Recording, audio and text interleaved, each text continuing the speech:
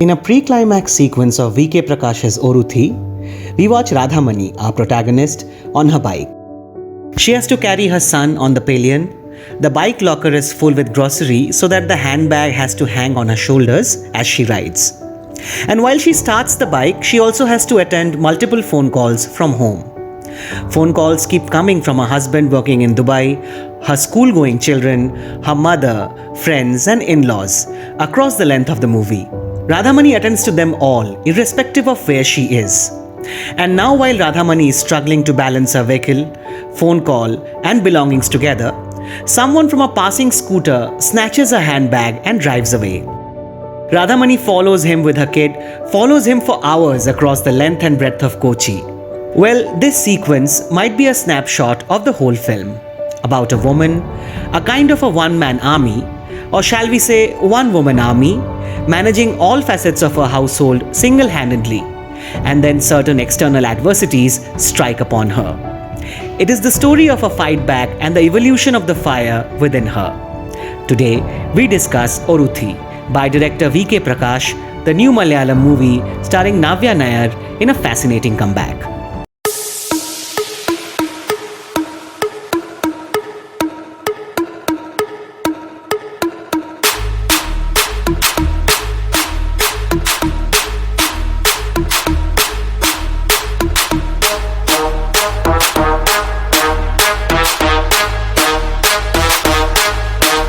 The chases, punchlines and thrills that come into play in the second half of Oruthee might well be the highlights of the film that most would be talking about. However, it's the more deceptively settled first half that sets up the tone of the film. The pangs and pains of the mundane. Radhamani is a boat conductor of the local ferry, as efficient as anyone else. Her occupation out of home doesn't mean she can shy away from household chores expected from homemakers. She does all that as well, including the well-being of a parental home that includes her mother and brother. Her husband is away from home, tending to a fracture after an accident in his workplace at Dubai, one of the sources of her regular calls. The calls are a constant source of advice, comments on what Radhamani could have done better, maybe harmless, but mostly passive-aggressive. And even among all these and more, Radha is a happy spirit, regular participant of the local cultural programs, a positive vibe to everyone, and a caretaker in the true sense of the word. It all unravels one day when her daughter gets admitted to the hospital for food poisoning. The kid feels sick in school and the authorities admit her to a private place, a pretty expensive one. The film starts adding layers at this juncture. It questions the exorbitant expenses that are tagged to brands, that too for basic facilities like medicines and hospitalization.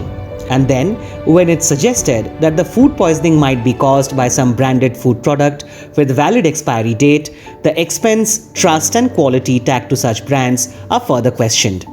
Then comes the jewelry shop with a legacy of 75 years, as we witness how the rich house tries to swindle, harass and harm Radhamani, the commoner in pursuit of few extra bucks of profit and later try to save their image. Now let's carefully note a few points here. Note the response of Radha's husband when he knows about the food poisoning.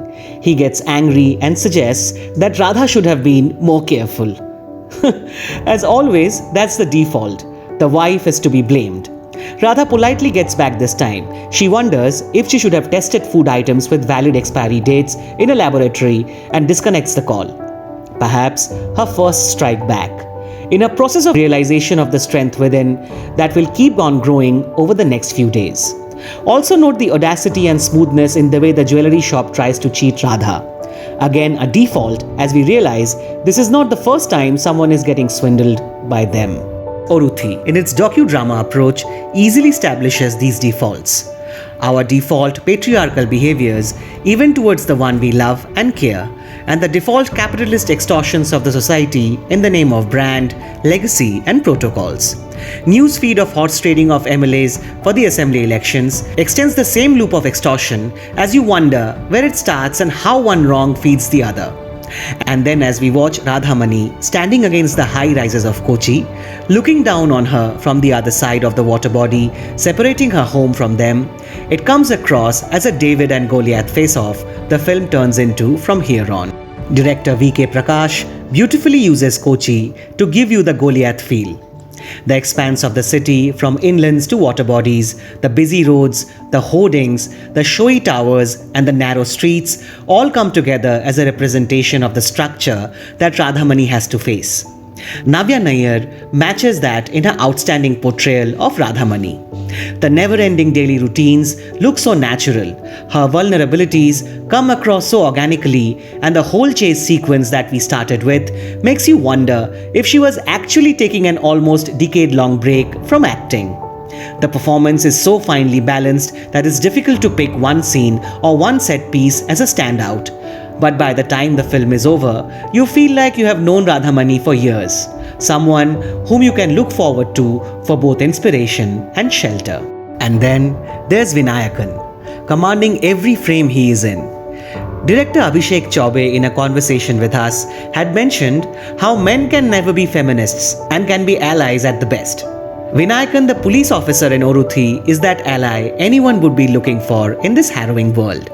Perhaps there's a backstory of loss in the hands of the power structure.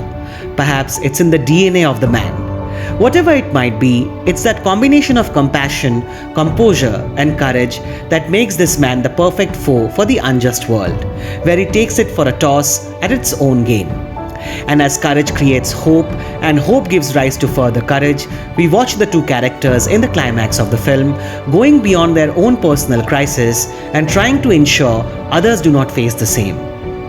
Oruthee promises that for each loop of evil in the world, there's still hope for a loop of virtue. The fight is to continue. There's even more struggles to come for the righteous souls, but the fire within will get them going. That is all from us today. Thank you for watching.